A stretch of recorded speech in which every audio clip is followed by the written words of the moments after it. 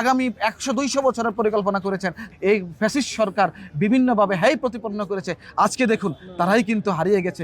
আসলে জন্ম মৃত্যু সব কিছু এগুলো আল্লাহর হাতে। আল্লাহ রব্বুল আলামিন হয়তো ওই সময় ওনাকে শহীদ হওয়ার জন্য কবুল করেছেন, আল্লাহর কাছে নিয়ে গেছেন, হয়তো এই কারণে উনি তখন চলে গেছেন।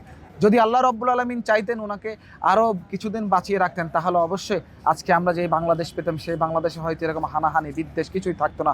আমরা যেই বাংলাদেশ পেয়েছি সেই বাংলাদেশের সকল ক্ষেত্রে উন্নয়নে আমরা উন্নত দেশের তালিকায় হয়তো চলে যেতাম। সেটা শহীদ রাষ্ট্রপতি জিয়াউর রহমানের এমন একটা নেতৃত্ব ছিল, যেই নেতৃত্ব ছিল দূরদর্শী নেতৃত্ব, যেই নেতৃত্ব উনি বর্তমানে এখানে বসে আগামী 20 বছরের পরিকল্পনা উনি করে গেছেন। শহীদ রাষ্ট্রপতি জিয়াউর রহমান 1981 সালেই আগামী 100-200 বছরের পরিকল্পনা করেছেন। তার কারণে আজকে পর্যন্ত প্রায় 50-এর কাছাকাছি আমাদের দল প্রতিষ্ঠা হয়েছে। এখন পর্যন্ত বাংলাদেশের মানুষ, বাংলাদেশ জাতীয়তাবাদী দলের সকল পর্যায়ের নেতাকর্মীরা শহীদ প্রেসিডেন্ট জিয়াউর রহমানের আদর্শকে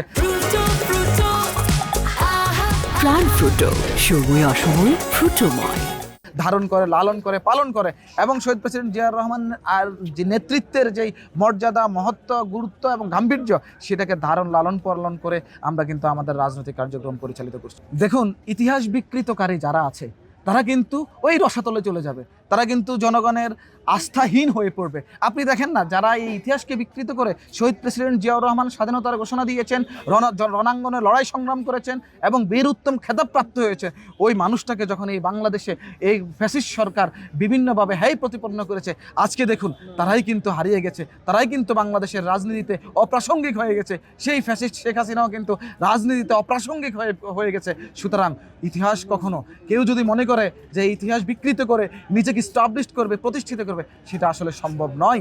কেউ এককভাবে এই বাংলাদেশ গঠন করেননি। শহীদ রাষ্ট্রপতি জিয়াউর রহমান স্বাধীনতার ঘোষণা দিয়ে স্বাধীনতার সূচনা করে দিয়েছেন এবং রণাঙ্গনে যুদ্ধ করে বীর উত্তম খেতাবপ্রাপ্ত হয়েছেন। সুতরাং শহীদ প্রেসিডেন্ট জিয়াউর রহমানের অবদান অস্বীকার করার কোনো সুযোগই নেই। তাই আজকে তারা দেশ ছাড়া, আজকে তারা বাংলাদেশে রাজনৈতিকভাবে অপ্রাসঙ্গিক হয়ে পড়েছে, যারা শহীদ রাষ্ট্রপতি জিয়াউর রহমানকে হ্যায় প্রতিপন্ন করেছে। তলাবিহীন জুড়ি যখন মার্কিন প্রেসিডেন্ট ঘোষণা বলেছিল বাংলাদেশকে, ঠিক তেমনি ওই পর্যায়ে এসে কিন্তু বর্তমান মাননীয় প্রধানমন্ত্রী একটা ভঙ্গুর বাংলাদেশকে পেয়েছে, যেখানে গণতন্ত্র ছিল না দীর্ঘদিন, যেখানে ফ্যাসিবাদ কায়েম হয়েছিল, প্রতিটি স্তরে স্তরে দুর্নীতি ঘটেছিল, যেখানে এই বাংলাদেশের প্রতিটি মানুষের মনে একটা শঙ্কা তৈরি হয়েছিল, কোনো ভালো মানুষ এসে এটাকে যে গঠন করবে এরকম কিন্তু অবস্থা সৃষ্টি হয়নি এবং প্রতিটি জায়গায় প্রতিটি ডিপার্টমেন্টই করাপ্টেড হয়ে গেছে।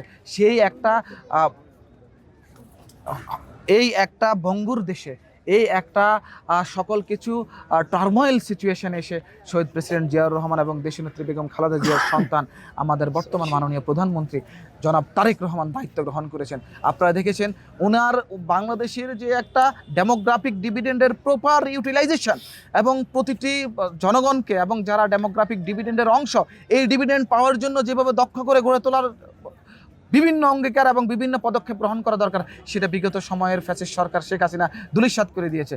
কিন্তু মাননীয় প্রধানমন্ত্রী এই ডেমোগ্রাফিক ডিভিডেন্ডকে প্রপারলি কাজে লাগানোর জন্য ভিন্ন ভিন্ন পন্থায় আপনি বিভিন্ন ইনিশিয়েটিভ গ্রহণ করছে। আপনি দেখেছেন ঠিক তেমনি যখন ওই সময় শহীদ প্রেসিডেন্ট জিয়াউর রহমান যে একটা ভালনারেবল বাংলাদেশ পেয়েছিল, এইবারও ঠিক মাননীয় প্রধানমন্ত্রী জনাব তারেক রহমানও এরকম একটা সকল ক্ষেত্রে একটা ধ্বংসস্তূপ থেকে দাঁড়িয়ে যে বাংলাদেশ স্বপ্ন দেখে সাম্য, মানবিক এবং ইনসাফের ভিত্তিতে প্রতিষ্ঠা করবে, যেই বাংলাদেশ স্বপ্ন দেখে প্রতিটি মানুষ যে বাংলাদেশ সমৃদ্ধ বাংলাদেশ হবে, তারই কাণ্ডারি হয়ে, তারই পায়োনিয়ার হয়ে জনাব তারেক রহমান নিরলসভাবে কাজ করে যাচ্ছেন।